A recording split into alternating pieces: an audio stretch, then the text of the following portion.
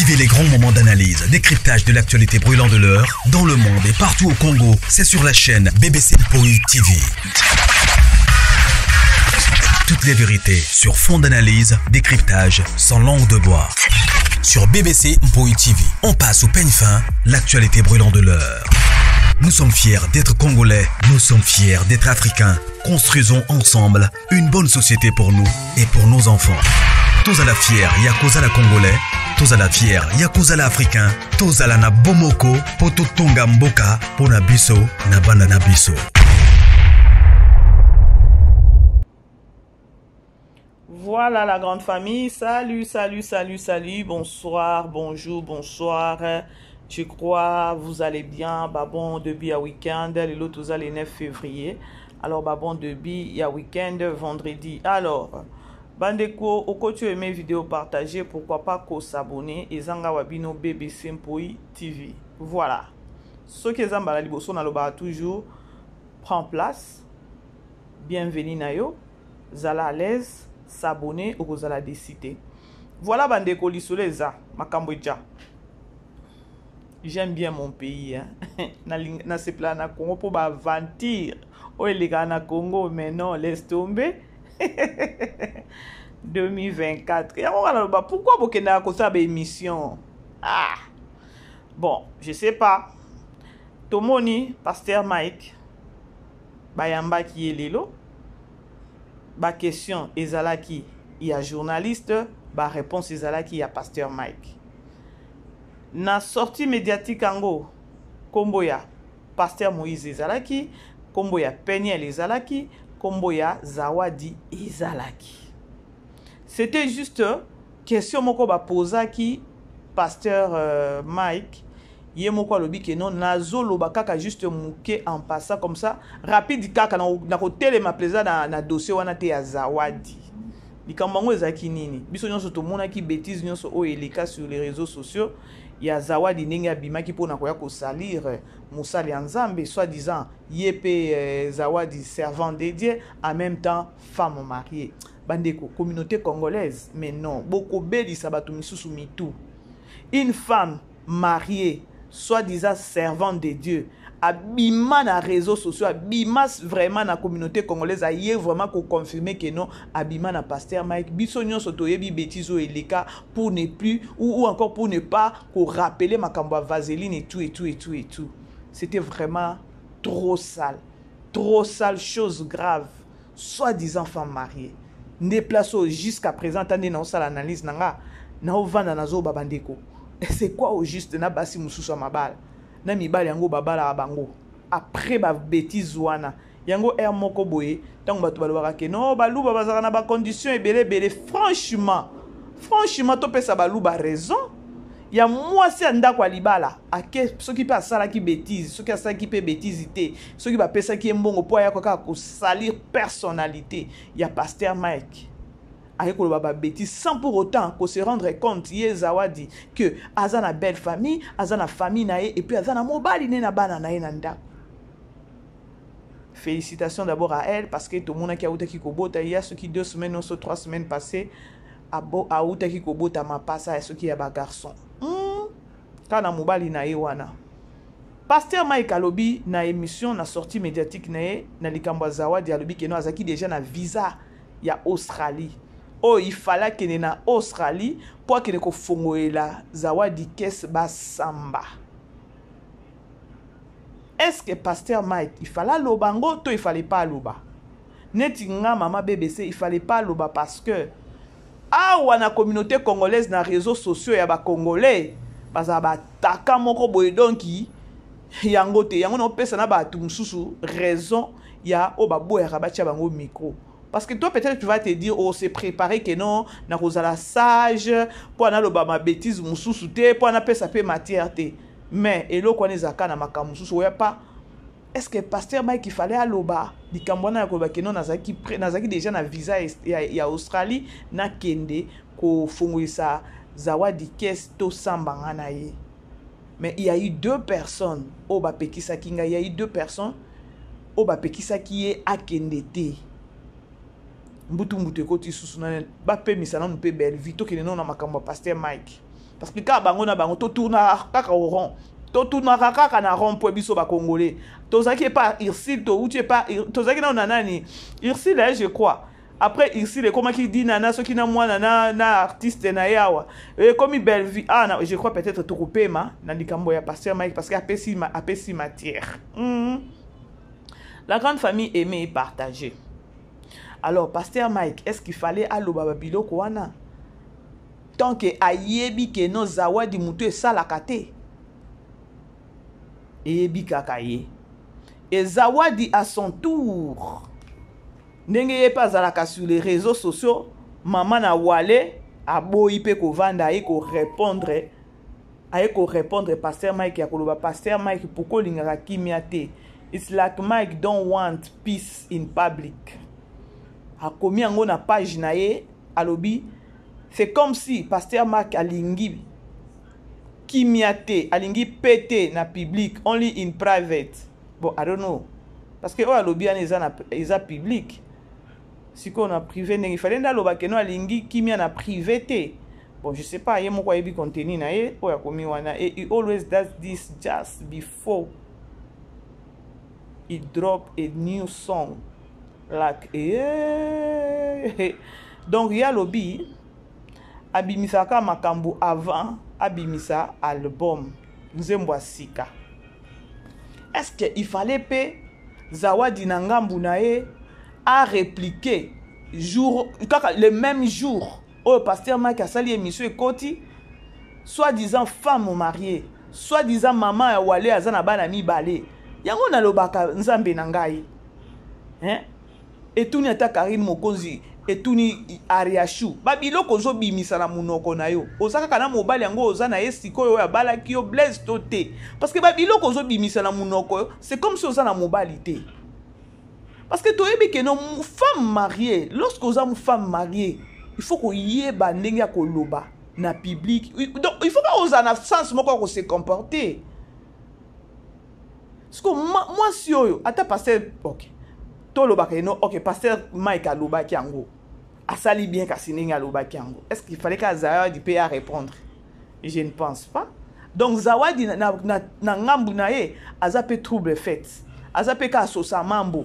Azape ka muto ba problème. Adama. Hey, communauté abatchor. Communauté moko boye donc y a mal à la tête. Bande ko bo aimer vidéo bo partager. Pasteur Mike netinga mama BBC. Eza likambo wana ya zawadi et ça la propreté na communauté ça la propreté kolanda na caché ou encore kolanda na personnalité ya Pasteur Mike na communauté na biso Pasteur Mike na minicho na communauté na biso na mboka na biso congolais ya Congo aza eloko moko ya moindre te donc aza vraiment mutu peza ke non Tokyo loba celebrity aza vraiment celebrity au banglais balobaka aza vraiment celebrity. Pour moi, peut-être il fallait échapper. Il ne fallait pas payer sa précision. Non, déjà na visa ya Australie pour ana kende kuna. C'est-à-dire que non, lorsque lobby que non, azaki déjà na visa ya Australie pour kende ko fungoela. Zawadi caisse. C'est-à-dire que non, pour naye makambo o zawadi abimisa ki ezaki mensonge ezaki lokuta. Alors Batei biso kaka bango basali nzambe bazote ya biso parfois le silence est bon. Ce que muto yeko bundisa yo tika e abundisa yo etu to yoka ngo na ba matea. Est-ce que Pasteur Mike il fallait lo bango pour nanga na lobby hein il fallait pas parce que babilo msoki oloba otali pe muto ngo ozo lobela muto ngo ozo citer façon oyo zawadi yaki ko salir Pasteur Mike to mona ki Pasteur Mike akota ki kutu na okolo banini alongwa ki kutu ami pesa ki congé na kimusala nzambe alobi ke non akota retraite alukana ne longi nzambe parce que trop c'est trop sur les réseaux sociaux. Est-ce que il a bien réfléchi lorsque batuna ki question ya makambo zawadi? Est-ce que zalaki vraiment bien ya ke à répondre? Moi je ne pense pas que non il fallait répondre, il fallait échapper ou encore il fallait boya. Il fallait zapper question là parce que zawadi aza mutu moko bondrie mutu esalaka te tala même pas des jours moi si alibala aza pe na bébé bana mibala uti kobota mbala moko ayeko répondre sur ba réseaux sociaux na ye nyonso na ba page na ye alobi ke non c'est comme si nazomona Mike ya benge pe Mike aza na besoin ya kimia te.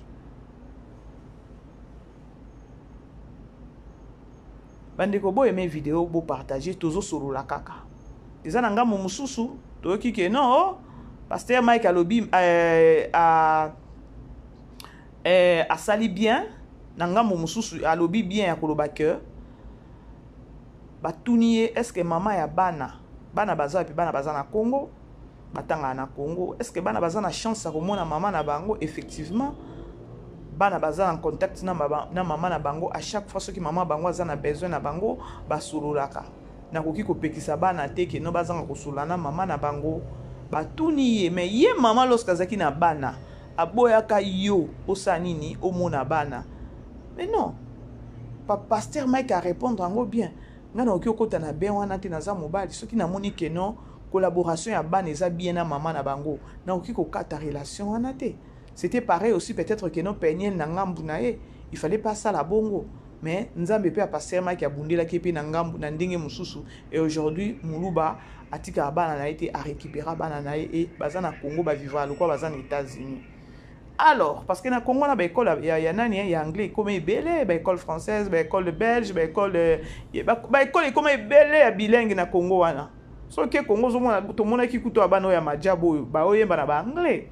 Alors wana c'est juste kaka flash so ito obito zonga na liso na biso lelo eza zawadi à répondre automatiquement ndenge ba page ba kata ka ba makambu ba kati ese tamboli sur Facebook, YouTube et tamboli sur TikTok et zawadi asali nini abosani keno azana mobali abosani keno azana bana za mama wale aye ko répondre na page na imbala moko ya koloba ke pasteur Mike alingaka kimia te nga nazotuna yango mibali obozalaka na bango na bandako hey! Baza mibali balataka ba pantalon ou bien balataka ba chemise balataka maputa boza bien bino bazawadi boza bien ba mibali o babala bino hein c'est comme si mobali alobaka te hein?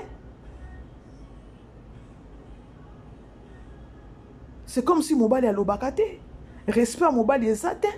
Lorsque tu viens répondre, maintenant, pasteur Mike, en oubliant que non, bêtise yo mutomemango sur les réseaux sociaux. Otika la pété que non, obimi ata oye ko senga ta communauté pardon pour na respect ki bo moto na yo osala ngote. Jusqu'à présent, il y a kana ba bêtise sur les réseaux sociaux. Bêtise sur bêtise. Na bana ngwana oboti wana il faut na batala soki za ngwa mobali yango bozana na kati ya ndako wana parce que ezalaka te. Ezalaka te? Est-ce qu'il te fallait pour répondre? Pour ba bêtise na nyonso bimisa na komba pasteur Mike. Pasteur Mike a suspension na majabu. Après azongi akota ki retraite et tout. A répondra yote. Et puis oh ya lobi kaka en passant na koloba keno na linga kina kende. Na pesi pasteur Mike peut raison te ya koloba keno il fallait faire voir il fallait afongola batu keno azaki na déjà na visa pour keno ko funda zawadi non aluki suka problème place problème exactement ba communauté na biso ezarondie ya batu mo bon balekisaka likambuté taka ne batu mususu bakomi ko balusango et zawadi naebi te I don't know naebi vraiment te mobali o zawadi avani na kati ya ndako aza vraiment mobali na otu na bandeko parce que moi je suis une femme mariée mais je me limite non que solana n'importe qui te malgré que non je travaille sur les réseaux sociaux je sais comment est-ce que nazo fonctionner nazo travailler sur les réseaux sociaux tant qu'une femme mariée et nazo na ba limite nanga pour na respect mobali nanga oui réseaux sociaux tout est permis mais eza pe éducation ya mutu ndenge ko bimela la façon ko ya ko travailler sur les réseaux sociaux parce que tozo mona batu mususu baya ka bêtise batu mususu baye ko finga batu mususu baye ko kosela batu makambu na ndenge belé sur les réseaux sociaux mais il y a pe batu mususu o batambola kana ba énorme o batambola vraiment ya ko ba non ah non non que ça la boité et le bien ta papa elombe batu mususu bozo luka mbongo pona ko zo mbongo bozo mbongo il faut bo finga batu il faut bo kosela batu makambu po bozo mbongo tout se paye ici bas. Alors, bref, na ningina lobanini, na comprendre est-ce que c'est qui la dame ici? Zawadi, tant va répondre pe boui. C'est-à-dire que non, mobali naza, mobali moko azana ba laisser aller. Azana ba laisser aller. Ou encore pasteur Mike qui peut tango azo ya wana yepa bimi a yeko lobake non. Nazaki na visa nanga déjà ko kini pona kende koni. Donc pasteur Mike a considéré peut-être que non. Oh nazo loba o na otanga soki Zawadi oh c'est une femme mariée. Makambo eza na obona ngaka kokota parce qu'il y a d'autres personnes va comprendre ba analyse nanga te. Bref, ma base à partager. Bref, ma base à partager. Nangam bunyo so mi balé na okelo babongo. Parce que qu'il fallait pas après avoir causé la sali na kombo ya Zawadi azaki mutu moko boyeke non. Ce que vous avez na plateau ba tangelo kombo ya Zawadi. Au télémeli ba journaliste on a plus jamais na kombo moi si wana. Pour façon moi ça les l'autre comment so kaka ko sombi kaka vaseline boy. Au moni ba moko image ya pasteur Mike. Can you imagine? Can you imagine? Alors pasteur Mike na ngambu il fallait peut-être effacer fille wana na vie na yo attendre que non ba tie yo micro ba tunyo kombo wana. Bon, je sais pas si lorsque vous ça qui analyse avant bo ça la so bo ça qui ata briefing. Un moko briefing ezala bien. Pour un respect à pasteur Mike, moi je ne pense pas que non il fallait répondre, il fallait au fongoler lo kwana ya koloba que non nazaki déjà na visa pour na keneni. Ah to komona ko bima pour na kwa koloba di n'importe quoi parce que a bandi déjà. Alors bien c'est comme si pasteur Mike alingi kimiate. Alors quoi pasteur Mike alingi kimiate ya koya. Moi c'est amutu. Yango na oloba bino nzamba pesa bino mibali pardon. Na ebite soki eza mibali soki basi o nzamba pesa bino franchement. Franchement. Bandeko bo aimer vidéo bo partager na ngambo kutu ya Peniel pasteur Mike alobine eloko moko mabete je crois ba tia kimia to mona ka biso nyonso Peniel ko bima ko ya ko senga pardon na équipe nyonso ya Majabu ba proche nyonso ya pasteur Mike et tout. Alors voilà déjà je pense que non basé sur un problème té mais au moni que non pasteur Mike azandi na blessure makasi pour moi si onani c'est qui la dame Zawadi. Voilà, c'est au moins ça, la grande famille, aimer, partager, quand on a koloba, ceux qui zamba la ligoso, ou écouter la vidéo, na biso, s'abonner, zala à l'aise, numéro na biso, zawana na loba toujours, bah, on a besoin de maman BBC, pour un conseil, on est là, tout beau y'a qu'à conseil, voilà, on est juste qu'à analyse moi, mouké na ko ça et la bino, na sorti à pasteur Mike, déjà matière et kotaki, mon ibiso to lukaraka matière abetika bord moko koloba kino azaki na visa Australie et pesi makam. Je vous aime, hein? Bon début de week-end. Ciao. Vivez les grands moments d'analyse, décryptage de l'actualité brûlante de l'heure dans le monde et partout au Congo. C'est sur la chaîne BBC Mpoï TV. Toutes les vérités sur fond d'analyse, décryptage sans langue de bois. Sur BBC Mpoï TV, on passe au peigne fin l'actualité brûlante de l'heure. Nous sommes fiers d'être Congolais, nous sommes fiers d'être Africains. Construisons ensemble une bonne société pour nous et pour nos enfants. Tous à la fière, Yakoza la Congolais. Tous à la fière, Yakoza la Africain. Tous à la na Bomoko, Poto Tonga Mboka, Pona Biso, na Banda na Biso.